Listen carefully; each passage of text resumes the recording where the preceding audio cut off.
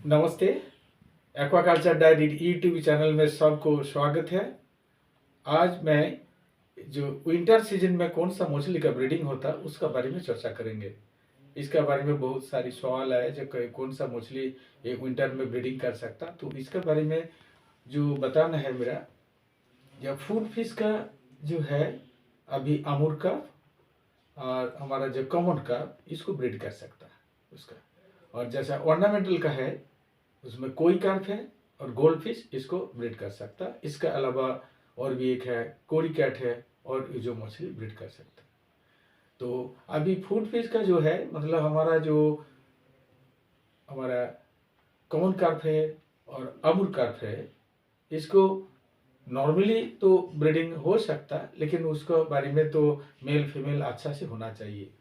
तो ऐसा कभी कभी इंजेक्शन नहीं देने से भी हो जाता है, लेकिन उसको अगर एनश्योर ब्रीडिंग को एनश्योर करना है तो इसको थोड़ा अगर हार्मोन इंजेक्शन दे देंगे, जिसका जो हमारा सिंथेटिक हार्मोन है वो दे सकता। सिंथेटिक हार्मोन का जैसा गोनोप्रो है, ओवाप्रिम है, और जैसा हमारा स्पॉन प्रो है, बहुत सारी ऐसा सिंथेटिक हार्मोन है वो हम लोग दे सकता। और ये हार्मोन तो जैसा होता है जो उसका मेल फीमेल का अलग नहीं है, तो एक ही हार्मोन दोनों सेक्स को दे सकता। और कोई भी हार्मोन लेकर के ये जो मछली का जिसको इंजेक्शन देना है इसको दे सकता है, लेकिन खाली डोज का थोड़ा फर्क है। जैसे हमारा कॉमन कार्प और आमूर कार्प का अगर ये देना है इंजेक्शन देना है तो उसको मेल को जैसा 0.2 ml पर किलो बॉडी वेट में देना है, और फीमेल को देना है तो 0.4 ml पर किलो बॉडी वेट में देना है। ये है हार्मोन का डोज है। वो हार्मोन को डोज दे करके इसका जो हमारा ब्रीडिंग टैंक में छोड़ सकता, जो कि ना ग्लास एक्वेरियम और 70 स्टार में छोड़ सकता, जहाँ पे और थोड़ा क्या ब्रीडिंग मॉप देना है, मतलब हमारा जो नायलॉन का जो रस्सी होता है उसको काट करके इसका बाल का माफी कैसा थोड़ा सा क्लियर करके उसको देना होगा। तो एक क्या होगा, वो जो मैंने ये एक थोड़ा स्टिकी होता है इसलिए उसका ऊपर में चिपक जाएगा, और बाद में नेक्स्ट डे में उसको मछली को निकाल करके छोड़ देना है, और उसको लेकर के इधर सेम जो जहाँ पे ब्रीडिंग हुआ वहाँ रख करके हैचिंग कर सकता, नहीं तो वहाँ को ले करके कोई दूसरा कोई सीमेंट सिस्टम और नहीं तो कोई टाब में रख करके थोड़ा पानी में रखने से ऑटोमेटिक उसका हैचिंग हो जाएगा। लेकिन हैचिंग के लिए अभी थोड़ा सा जैसा 4 दिन और नहीं तो 5 दिन वैसा चाहिए, क्योंकि अभी टेम्परेचर डाउन है इसलिए हैचिंग टाइम थोड़ा ज़्यादा ही है। तो जब हैचिंग हो जाएगा और 1-2 दिन का और 3 दिन का बाद में उसका क्या होता, वो यॉक सैक एब्जॉर्ब हो जाता, तब तो उसको बाहर का खाना खाता। उस टाइम में आप अगर टैंक में रख करके उसको थोड़ा सा नरिश करना है तो आपको अंडा का जो बॉयल अंडा का जो यॉक एक यॉक उसको दे सकता।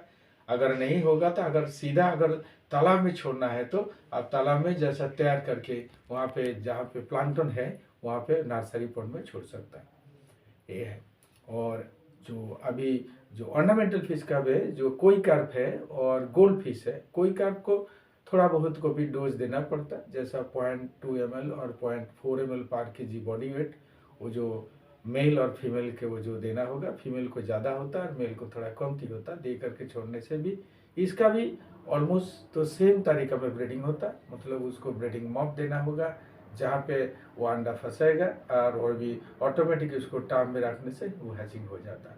और गोल्ड फिश भी इस टाइम में ये जो विंटर में स्पेशली इसको ब्रीडिंग होता, इसके लिए जनरली उसका कोई दवाई देना ज़रूरत नहीं है, इसको ऑटोमेटिक उसको मेल और फीमेल को रखने से अंडा दे देता। अगर नहीं देता तो इसको भी हम लोग सेम डोज में दे सकता। मतलब ये जो 4 मछली, ये 3 यहाँ तो 2 और वहाँ 2 हो गया, मतलब ऑर्नामेंटल फिश का 2 और वहाँ पे जो फूड फिश का 2। इसके लिए कोई इंजेक्शन का डोज जो है इसका 4 में बराबर है, मतलब मेल का 0.2 ml, फीमेल का 0.4 ml दे सकता। और जो है कोड़ी कट का अगर ब्रीडिंग करना है तो इसका कोई दवाई देना जरूरत नहीं है। वो मेल फीमेल को सेम टैंक में जहाँ पे वहाँ रेज किया है वहाँ ही रहेगा, लेकिन खाली उसको खाली वो देना होगा, वो पॉलीथीन का पैकेट का अंदर में पानी दे करके भर्ती करके उसको हैंग करने से उसका ऊपर में अंडा दे देता। तो ऑटोमेटिक जब अंडा देने के बाद तो सुबेरे उसको निकाल करके कोई दूसरा एक्वेरियम में और नहीं तो कोई ऐसा सीमेंट सिस्टम में रख करके उसको हैचिंग कर सकता है। और जो ठीक उसका हैचिंग होने के बाद जब 3 दिन का बच्चा हो जाएगा, ये सारी मछली का जैसा बोला इन लोग को जो एग योग खिला सकता और नहीं तो इसको ले करके सीधा नर्सरी पॉन्ड में इन लोग को छोड़ सकता।